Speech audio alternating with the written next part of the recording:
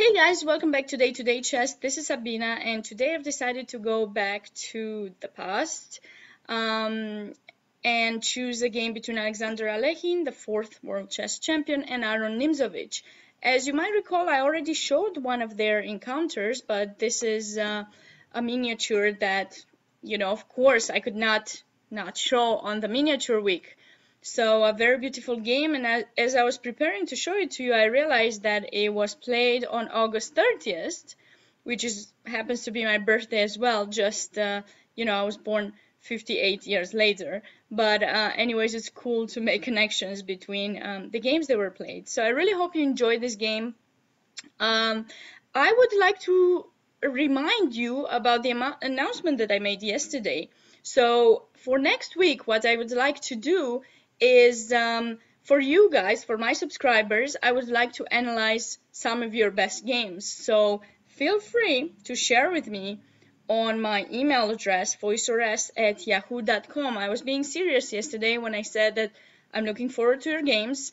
Please send me some of your best games, some of the games that you would like to make public, and see my analysis for them on my email. And hopefully you can send them to me before Sunday night so that I can make the decision which games are the best and which games I believe should be shown. So if you don't want the name to be shown, you can let me know about that as well. I don't necessarily need to make the name shown. I can just talk about the rating of the player and stuff like that. But anyways, I would definitely recommend you to use this opportunity and send me your games to have it, of course, not really broadcasted, but like analyzed on my YouTube channel. And I don't know if you've noticed or not, what I'm trying to do with this YouTube channel is kind of promote chess as much as I can.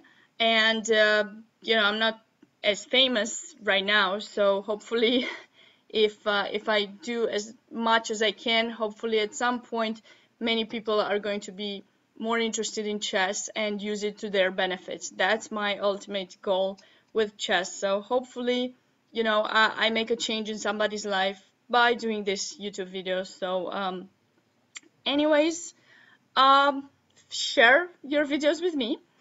Not videos, I'm sorry. Share videos too if you have, of course, but your games. And that's the big news. I'm going to keep reminding you every single day until Sunday so that I can make the decision for next week. Next week is supposed to be a week for my subscribers since we already have had over 2 months of since I started my YouTube channel. So I really want to make something a little bit special for my viewers.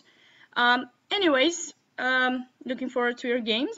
Meanwhile, let us check out Alekhine against Nimzovich Reloaded.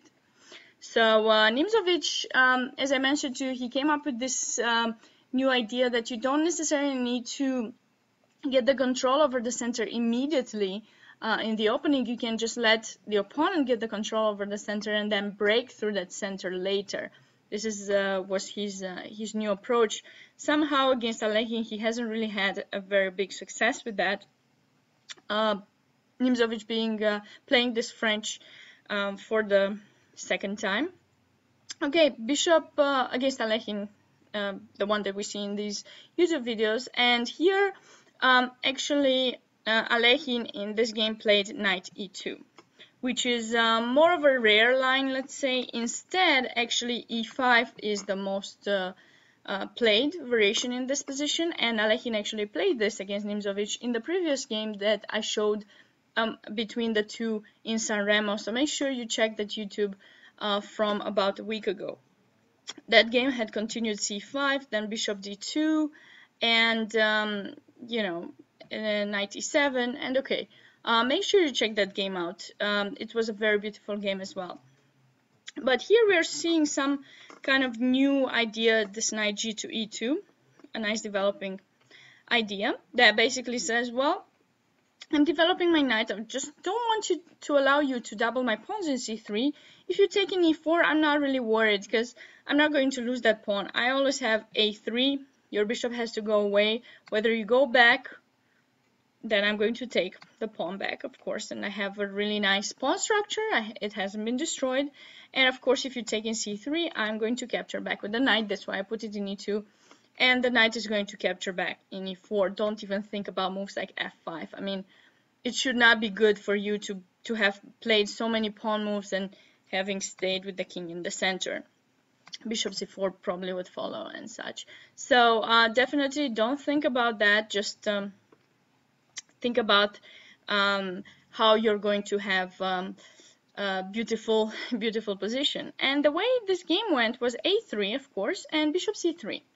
Nimzovich actually captured in c3. Like I told you, bishop e7, you're just getting back the knight, and then if knight f6, okay, we can trade that.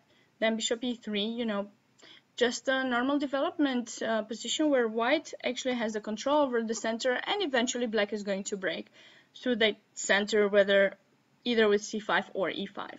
But let's check out the game. Bishop takes c3, of course, knight takes c3, and here I don't think the best continuation was chosen by Nimzovich. He actually went for that f5 that I told you. It wasn't like the best choice for him. Instead, this is actually played quite a lot, and knight c6 is the continuation black normally adopts. He lets you get your pawn back, but he's going on to finish his development. And then after bishop b5, knight g to e7. Now black basically does something similar that white did with this knight e2. So knight e7, and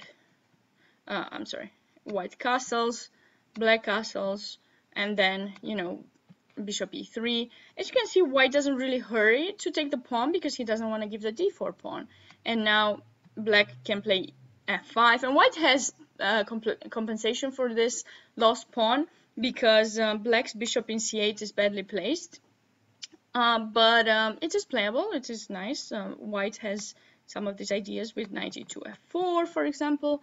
So it's playable. It's, you know, I don't hurry to defend the pawn immediately. I'm just following up with my development first, making sure, you know, I don't let you to get it back immediately. But he actually played f5 directly, which I don't think was the best choice for him. And Alekhine actually played f3 here, not bishop c4. Bishop c4 is another continuation, in fact, but Alekhine just decided to break through his center. And because he actually has a piece developed, and if he manages to develop more pieces with tempo, that would definitely be good for him.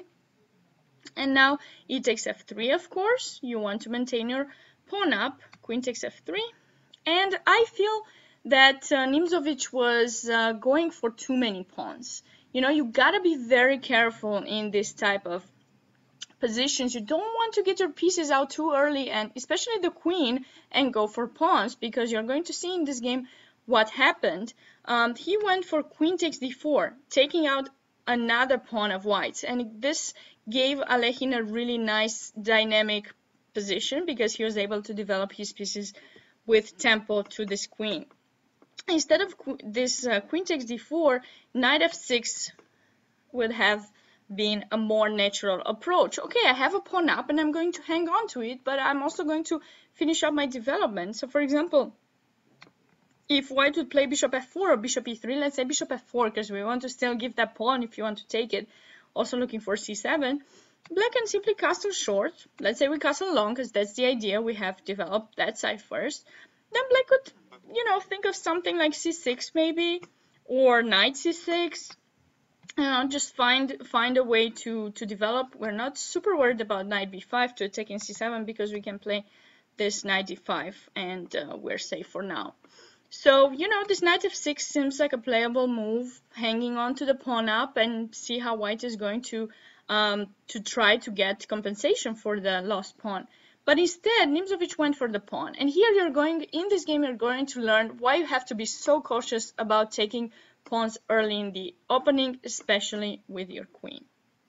Queen g3, a very nice move with tempo to c7, but I'm also looking at g7, in fact. So if you're going to think of developing your knight in f6, well, you might have to think twice. And maybe Nimzovich did, since that was the move that he actually did in this position, knight f6. But what to do? I mean, I moved my queen in g3, keeping those two pawns attacked. You don't want to play a move like queen d7. So, you know, you gotta start your development. So He started with knight f6, which seemed okay, giving a pawn back. Okay, of course, Alekhine captured it back. Now, he gave this check, which I'm not 100% sure was the best solution. I don't think it was, because your queen here, for the moment, black's queen, actually keeps white from castling. So if at some point you develop this bishop with tempo, you won't be able to castle long, right? So why give that check to help white develop a piece instead of maybe playing rook g8 directly? And okay, if I take in c7, I take in c7. I anyways had a pawn up, let him take that pawn, move many times with the queen as well, and now we can try thinking of finishing our development, you know. So I feel that this was a better choice. You need to be very cautious with your development here, maybe knight e4, and we probably have some trades happening, some draws maybe. After queen e5 check, of course, Alekhine developed a piece, very natural. Now rook g8, this was Nimzovich's idea to defend that pawn and now attack the queen, but queen h6, okay. You attack me once more, I go queen h4, and what do you do next? Don't think about capturing this pawn in g2, because you might be losing material. I mean, I'm defended here, there's no mate. I'm gonna play bishop g5. Think about castling long, and your king is really, really weak. You've got no pawn around it. You are going to get mated most likely very soon. So here maybe rook g4 was a possibility actually to utilize the fact that the bishop is pinned, but okay, queen f2. And here, yes, there is this knight e4 that I keep showing you that black should have done, because he wants to trade some pieces. The more pieces black trades, the better it is for him to get, of course, to an endgame where he will have a pawn up and be able to win. So that's basically what I want to get. It's not very easy, but it's a good idea to follow through. Nimzovich kind of took it slow here. He thought he can finish up his development, and it was not that way. Bishop d7 was a mistake, because now Alekhine actually could have played bishop f4 with tempo. The queen had to go somewhere, c5, to keep maybe that pawn defended, and now long castle. And to tell the truth, I don't see how you're developing these pieces. You can't put the knight in c6 because you lose that pawn. If you put the knight in a6, I mean, okay, maybe I can play rook h2 e1, bring another piece on your king in the middle of the center.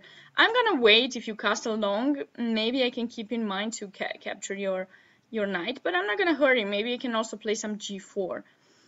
So anyways, bishop f4, I feel there was a better choice for Alekhine. Instead, he played bishop g5, which is still quite good, but maybe here black could have developed the knight and tried to castle long and, you know, escape a little bit the crazy situation. But Nimzovich didn't realize the importance of finishing up his development fast. He thought he has enough time to improve the position of his pieces as well. So instead of playing knight c6, he actually went for bishop c6, trying to improve the position of his bishop, of course attacking one more pawn, and then he wanted to develop the knight in d7. But look, you already went for far too many pawns and you're not developed. So you don't have time to be slow and make sure everything, you develop everything right. No, you have to develop everything fast and finish your development and castle. Bring your king to safety. That is something that Nimzovich did not do. And here Alekhine castled long. And Nimzovich again, instead of finishing up his development, which was the most important thing, of course here it's not that easy because you're gonna be in big trouble after rook h2 e1. And as you can see, Alekhine doesn't need to hurry. He can just, you know, bring pieces to attack. Like if you play bishop e4, okay, bishop f3. Let's see where you're going now. So Nimzovich, like I said, he didn't realize the importance of finishing up his development. At least he could have tried and play on longer. He actually captured in g2 another pawn. Big mistake, because after rook h2 e1, he played bishop e4, of course, trying to close up the file. That was simply bishop h5, threatening material gain. Knight takes, and here a very beautiful move by Alekhine. Rook d8 check, king f7, queen takes h5, and you won't believe it, but in this position, Nimzovich resigned. He has in this position 2 pawns up, but he has no way to defend all the threats in the position. I'm threatening there, You cannot move your knight. What are you going to do? Move like this? Simply knight takes e4 and mates in f1. So crazy, but I really hope you enjoy this game. Stay tuned for more.